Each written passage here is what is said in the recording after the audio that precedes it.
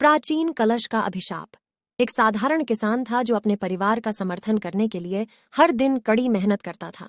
एक दिन अपने खेतों में बाहर जाते समय राजेश को धरती में दबा हुआ एक प्राचीन कलश मिला। कहा जाता है कि कलश शापित था और किंवदंती थी कि जो कोई भी इसे परेशान करेगा उसे भयानक परिणाम भुगतने होंगे। चेतावनियों के बावजूद राजेश कलश से आकर्षित हुआ और उसे घर ले जाने का फैसला किया। उसी रात गांव में अजीब चीजें होने लगीं।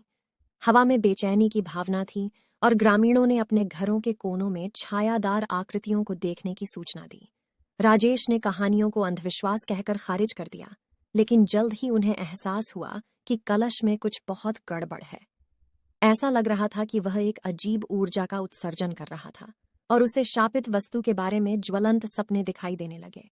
उसने इससे छुटकारा पाने की कोशिश की, लेकिन हर बार जब वह इसे निपटाने का प्रयास करता तो यह उसके पास वापस आ जाता।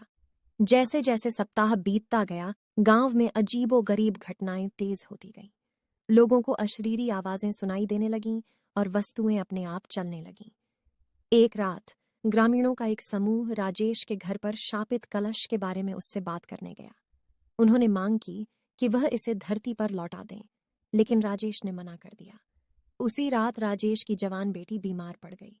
उसकी हालत तेजी से बिगड़ती गई और ग्रामीण कानाफूसी करने लगे कि यह कलश का अभिशाप था जो जिम्मेदार था। राजेश को एहसास हुआ कि अगर उसे अपनी बेटी को बचाना है तो उसे तेजी से काम करना होगा। उसने कलश को घने जंगल में ले जाकर वहीं गाड़ने का निश्चय किया। जैसे ही उसने एक गड्ढा खोदा, वह कलश से निकलने वाली ऊर्जा को महसूस कर सकता था और वह जानता था कि वह आग से खेल रहा था। अंत में उसने कलश को गाड़ दिया और उसे मिट्टी से ढक दिया। उसने घर में बेटी को उसका नाम लेकर पुकारा, लेकिन कोई जवाब नहीं मिला। अचानक उसे बाहर से एक हल्की फुसफुसाहट सुनाई दी। उसने ध्वनि का पीछा किया और यह उसे गहरे जंगल में ले गया।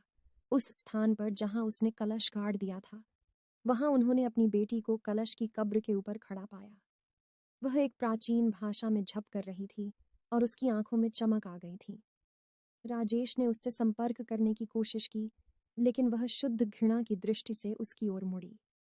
वह देख सकता था कि वह अब उसकी बेटी नहीं थी, बल्कि कलश के अभिशाप का पात्र थी।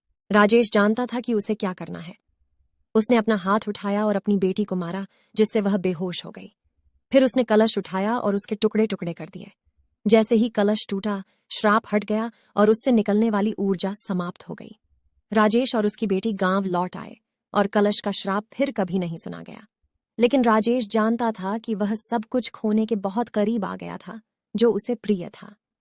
उन्होंने फिर से अज्ञात की शक्तियों के साथ खिलवाड़ न करने और अलौकिक के प्रलोभनों से मुक्त एक साधारण जीवन जीने की कसम खाई। आपको हमारी यह कहानी कैसी लगी हमें कमेंट करके जरूर बताएं और ऐसी और कहानियों के लिए हमारे चैनल हिंदी कहानी AI को जरूर सब्सक्राइब करें। धन्यवाद।